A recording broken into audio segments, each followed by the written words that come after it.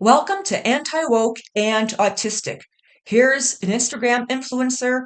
She goes by the name Full Body Becca, and she says, lately the TikTok algorithm has been pushing a lot of weight loss content at me, and I'd be lying if I said it wasn't triggering.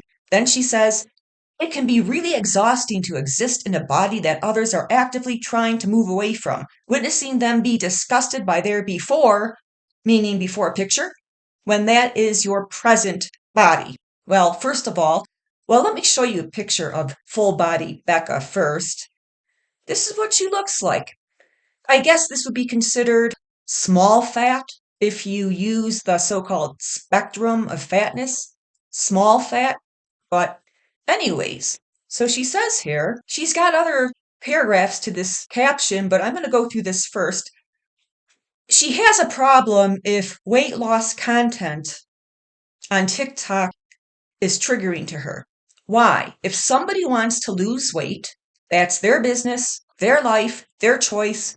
Why does it bother her? If somebody is happier at a lighter weight, at a smaller size, or just feels more satisfied and fulfilled in life pursuing weight loss, or a trimmer body, trimmer looking waist, slimmer thighs, why does that trigger her? These are strangers she's being triggered by. How come you don't read about men with this problem? How come it's almost always a woman? Is it because the men are silent about it? They're not sharing their feelings? No, I don't buy that. I think there's something about women, something about the female species, for lack of a better term, that makes them particularly vulnerable to being brainwashed and manipulated by a cult such as the fat acceptance cult. Maybe women in some way are just weaker than men. I'm not being sexist, but you have to admit, almost every single post like this, almost every single caption, almost all the content like this is written, posted by a woman. Now, there's got to be a reason for that, and it's not because women just like to express themselves more than men. No, men are very expressive in social media. They are extremely, extremely expressive. Has nothing to do with men not being expressive and women being more expressive than men. No, that one doesn't cut it. So, anyways, something's wrong with her if weight loss content on TikTok keeps showing up in her feed. The algorithm is supposedly all messed up and it triggers her. Ignore it. Now, I know it's hard to ignore a fly buzzing around your head, but this is not a fly buzzing around her head. All she has to do is scroll past or click out of it, or she could stay off social media for a while if it's too much for her. If the kitchen's too hot, get out of it. Or she could also just make herself tougher and more resilient and remind herself if somebody else wants to go on a weight loss journey, it's none of her business. She then says it can be really exhausting to exist in a body. Well, first of all, she doesn't exist in a body. Okay, a body is not a suit. Her body is not a suit or a uniform that she steps in and out of. She is her body. So she says it could be really exhausting and that to exist in a body that others are actively trying to move away from. Well, maybe she should try to fix that by going on a weight loss journey and lifting some weights. And I don't mean little light weights. Maybe she works out with tiny little weights, but one look at her body, look at this, look at her body. Very flabby, lacks muscle tone. This woman does not work out. Now, maybe she goes to a gym and she picks up some tiny little plastic weights that weigh only 2.5 pounds. Or maybe she uses pulling machines and sets the resistance so light that she's just going through the motions, not really pushing hard, just at very light warm-up level or even a sub warm-up level. It's not going to incite the hormonal changes that are necessary to change body composition and shift the ratio of fat tissue to muscle tissue. So she has a lot of fat tissue going on and very little lean mass, lean muscle. So she looks flabby and soft, even though she's not humongous. She's not real fat, but just the shape of her body. I mean, one look and I can see she's very out of shape, just has very poor low muscle tone. And I can tell it's just from a sedentary lifestyle. And a lot of Americans are like that. A lot of Americans look that way because America is the land of sedentary lifestyle.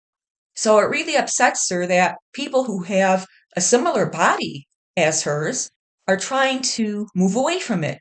That shouldn't upset her. It should motivate her, if anything, or she should just feel neutral about it. If somebody has a body similar to hers or is overweight, soft, round, soft, plus size, whatever you want to call it, and they want to get tighter, firmer, more defined, change their body composition, look more athletic, flatten their tummy, shrink their waist, trim their thighs. For Pete's sake, that, again, I can't say this enough, that's their lifestyle choice. Why is she making it something that triggers her? She's got to dig deep down. She acts like the problem is society. Problem is diet culture. The problem is social media. No, the problem is full body Becca. The problem is inside this Becca, witnessing them be disgusted by their before when that is your present body. So it hurts her, it upsets her when she witnesses women being very upset by their before body, which resembles Becca's present body. If she's aware of that, that means she's not scrolling past triggering content. It means she's stopping to take a look at it. I guess maybe it's because, that old adage, nobody likes a train wreck, but they just have to stop and stare and watch. She needs to get out of that train wreck mentality. And when she sees content that's potentially triggering, move past it. But apparently she's stopping to take a good look. Well, that's on her. She has nobody but herself to blame that on. Her comment continues. She says, but here's the thing, my body is not a before and neither is yours. Our bodies will change throughout our lives, but that doesn't mean we need to categorize each version or rank them based on the size of our waist. The only thing that I want to react to here is she's declaring that everybody else's body is not a before. Well, she doesn't get to speak for every woman out there. For many women, their current present body is a before. And she does not get to dictate to random women she doesn't even know, women she'll never meet, that their current body is not a before. She doesn't get to dictate that. Now, her next comment, we are so much more than our bodies. They're just the vessel that we live in. Well, let's look at the first line. We are so much more than our bodies. You would never know she thinks that based on that picture of her. Let's take a look at it again. The way she's dressed, the whole picture is suggestive of sexiness. You may not find her sexy. That's beside the point. But she's presenting herself as a sex object. That's what it boils down to. Again, doesn't matter how most men would rate her from a 1 to 10. That's beside the point. The way this picture is presented, the way she's dressed, the whole 9 yards of it is presented as she's presenting herself as a sex object, that she's sexy. Her body, even though she's overweight, is sexy. But here she is saying, we are so much more than our bodies. There are tons and tons, and I mean massively, tons of pictures on Instagram and tons of videos on TikTok in which fat acceptance influencers who insist we are so much more than our bodies are doing just the opposite. They are presenting themselves as only bodies, as sex objects. The fat acceptance community paints women as sex objects. The fat acceptance community paints women as sex objects. It's so obvious in the pictures. It's so obvious in the videos, the way they dress. Yet they want you to think women are so much more than bodies. But the fat acceptance cult delivers the message that women are to be objectified, seen as only sex objects, viewed as ornaments, no brains, just a body, ornaments. Where's the intellect? Where's the brain power?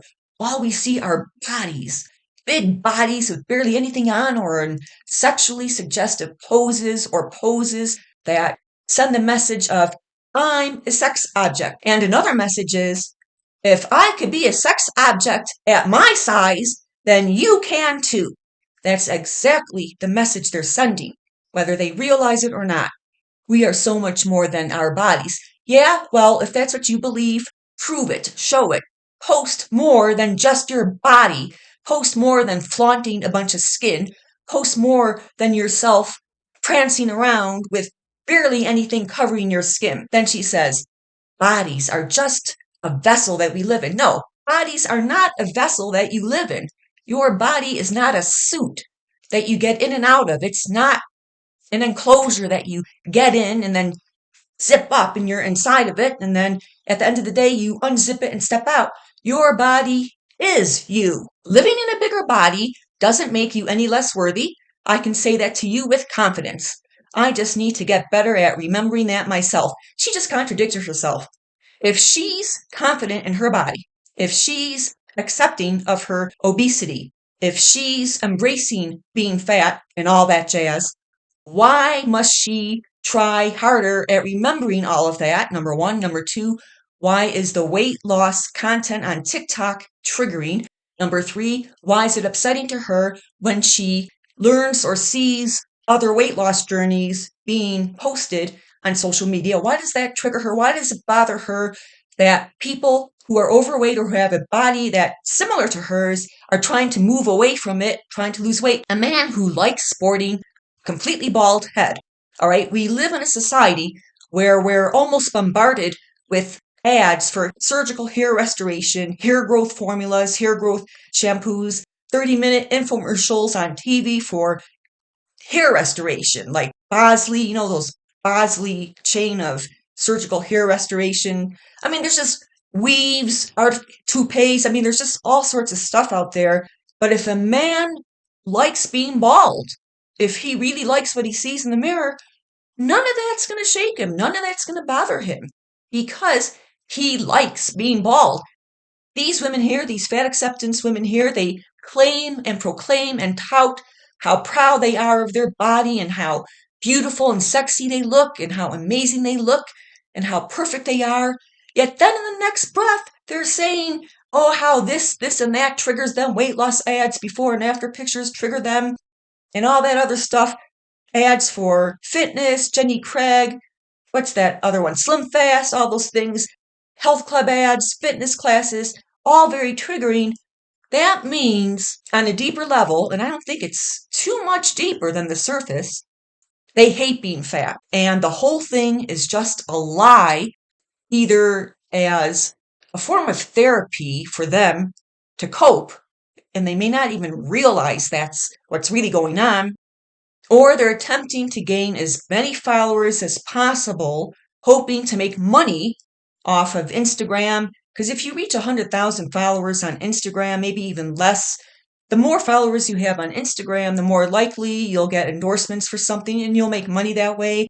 Apparently, you can make a lot of money on TikTok, but a lot of it is because they need self-validation. They need to be validated, and the only way to feel validated is to post a bunch of these pictures and get a bunch of comments that say, you're beautiful, you're sexy, yes, queen, slay, slay, queen, slay. Oh, I wish I had your confidence, and all this other nonsense. The only people who bring up this concept of worthiness are body image influencers and their followers. They're the ones who came up with it, not society, not men, just the women, particularly fat women. They're the ones who come up with us. They're the ones who come up with this stuff. Then they keep posting about it and posting about it and posting about it. They're the ones who create their problems. I can say that to you with confidence. I just need to get better at remembering that myself. This woman is not a role model. She's not somebody who should be inspirational. She's given up. You can just tell by her body. I'm a former personal trainer, and any personal trainer will tell you, or somebody who's in a similar profession, very low muscle tone. This is somebody who would drop from exhaustion after 30 seconds of shoveling snow. This is somebody who would not be able to get out of bed the next day after helping a friend move, picking up boxes of books and other boxes of weight and carrying them around. This is somebody who would get exhausted cleaning the house all day. This is somebody who would not be able to sprint down the street after a new puppy that just got away and she's sprinting after that puppy. This is somebody who's not going to be able to come to your rescue. This is somebody who's going to have a hard time escaping from danger. This is somebody who could easily throw her back out. Never mind what her blood work is. I'm just going off of muscle mass, visible muscle mass, or lack thereof. She's not old. We can't use age as an excuse. She does not identify herself as having a physical disability like cerebral palsy or something like that. So we're not going to go there. She simply does not work out effectively. Again, maybe she goes to a gym. Maybe she sits on a stationary bike and just pedals lackadaisically. Maybe she pulls on machines and has it loaded to only 15 pounds. I mean, she's not doing enough. She has a large percentage of body fat relative to muscle. She's completely out of shape, completely out of shape. And there is a correlation, a very strong correlation between lack of muscle mass, especially in old age, and all sorts of medical conditions as well as early mortality. Bottom line is, women are more than just a body. They are not ornaments. They are not sex objects. Yet the fat acceptance cult keeps pushing out the idea, the message, the campaign that women are only bodies, that women are sex objects. They're mindless sex machines that can't do much more than prance around on TikTok and jiggle all their fat. It's all so disgusting. Well, that's my video for today. Have an amazing rest of your day.